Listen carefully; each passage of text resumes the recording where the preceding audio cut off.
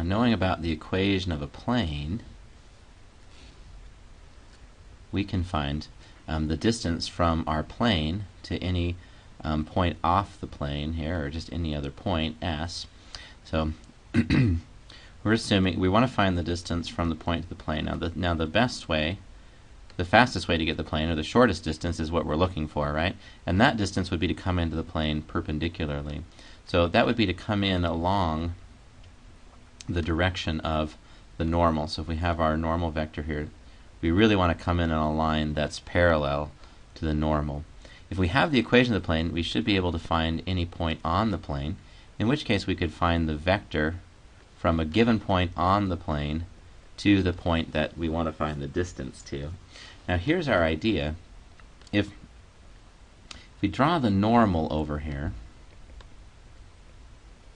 and we call this angle theta, to find the distance, what we really need to find is the distance is going to be the length of PS times the cosine of theta. When we see that cosine theta, that suggests to us that a dot product might be the right thing to do, because if we take the vector PS and we dot it with n, we know the dot product is going to give us the length of PS times the length of n times the cosine of the angle in between them, which is almost perfect, right? What we need for the distance is we don't want to have that length of n in there. So we'll divide both sides by the length of n, and this gives us the formula for the distance. Now, one thing I left out, and that's that PS, the angle here, might actually be bigger than 90 degrees, in which case the cosine will be negative.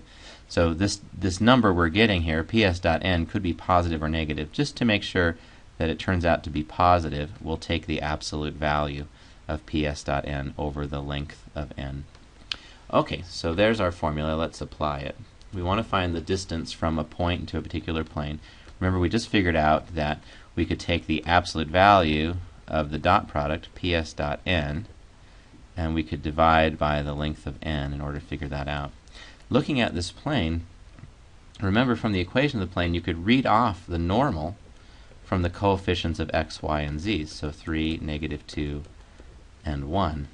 We could also find a point on the plane, so we need to find this point on the plane so that we could find that vector. We could find a point on the plane by setting a couple of the variables to constants and then solving for the remaining one. So, for example, suppose I set x and y equal to 0.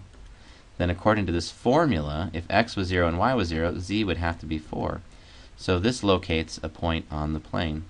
So you could have made some other choice as well. For example, if you set x to be 1 and y to be 1, you'd have 3 minus 2, that's 1, plus z is 4. So 1, 1, 3 is another point that you could find on the plane. It's easy to find them. Just fix two of the variables and solve for the third, right? It's a two-dimensional object, so you have two freedoms. Once you lock down two of the freedoms, then the third one has to come along. All right, so we find our vector PS to go from 0, 0, 4 to 1, 3, 5. 1 minus 0 is 1, 3 minus 0 is 3, and 5 minus 4 is 1.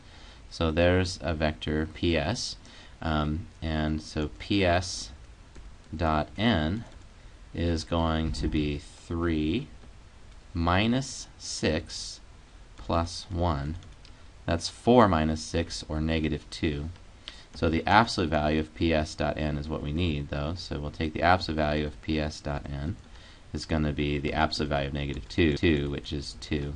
We also need the length of n, which is going to be the square root of 3 squared is 9, 2 squared is 4, and 1 squared is 1. So we have the square root of 14. So now looking at our formula, the distance is 2 over the square root of 14.